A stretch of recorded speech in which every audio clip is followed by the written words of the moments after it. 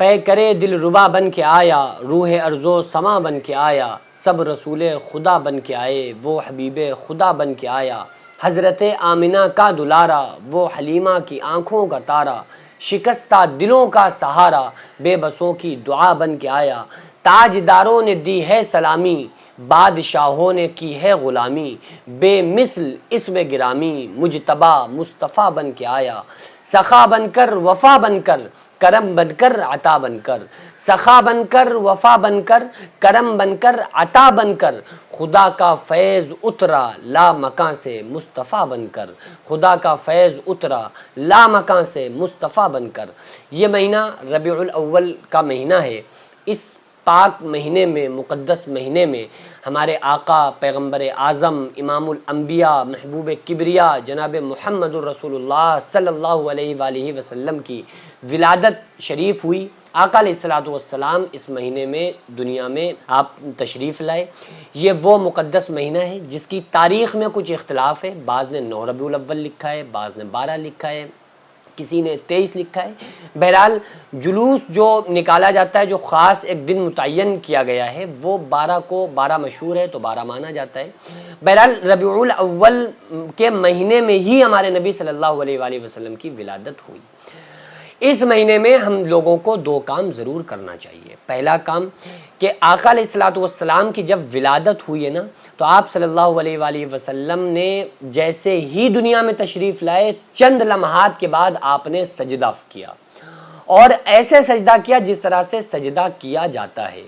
پھر آپ نے ایک ہاتھ پہ زور دے کر ہاتھ اٹھایا اور شہادت والی انگلی کو آسمان کی طرف کہا، اور آسمان کی طرف کو آپ صلی اللہ علیہ وآلہ وسلم نے اٹھایا۔ حضرت آمنہ فرماتی ہیں کہ جب آقا علیہ الصلوۃ والسلام میری گود میں تشریف لائے تو میں نے شام کے بازار اور پہاڑوں کو بہت بالکل صاف صاف دیکھا، یعنی کہ اتنی روشنی تھی کہ میں نے شام کے جو پہاڑ تھے اور وہاں کی مینار تھے، وہاں ہم نے ان کو روشن دیکھا۔ اور ایک آواز آئی، آواز غیب سے آئی کہ اس بچے کو، یعنی ہمارے نبی صلی اللہ علیہ وآلہ وسلم کو آواز آئی کہ اس بچے کو اٹھاؤ اور مشرق سے مغرب اور مغرب سے مشرق، شمال، جنوب سب کچھ دکھا دوں۔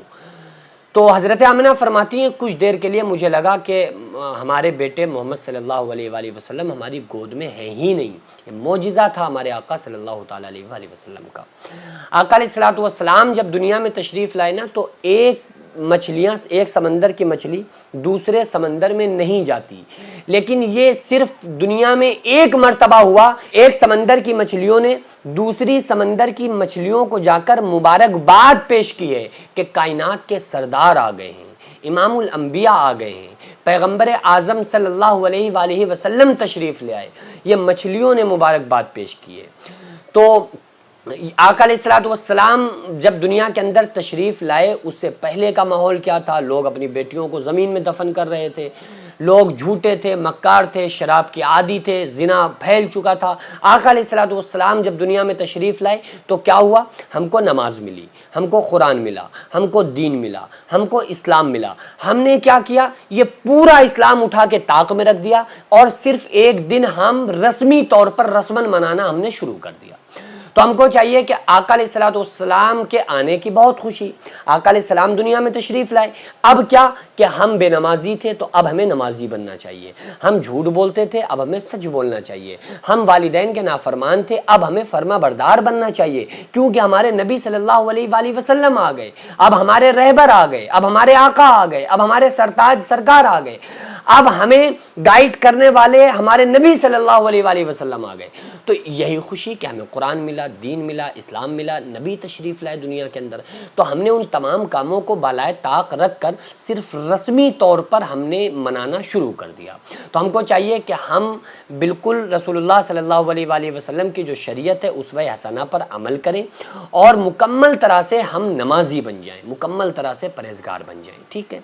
اور اس کے علاوہ ہم لوگوں کو چاہیے کہ یہ ایسا نہیں کہ صرف ایک دن ہی ہمیں منانا چاہیے، نہیں، بلکہ زندگی کے ہر لمحے میں ہمیں یاد رکھنا چاہیے کہ ہم اس طرح سے نہیں ہیں کہ آزاد ہیں، بلکہ ہم رسول اللہ صلی اللہ علیہ وآلہ وسلم کے وفادار، ہم عاشق، ہم آقا کے غلام، تو ہمیں ہر پل اپنے نبی صلی اللہ علیہ وآلہ وسلم کی ولادت کو اپنے سامنے رکھ کر زندگی گزارنا ہے، ٹھیک ہے۔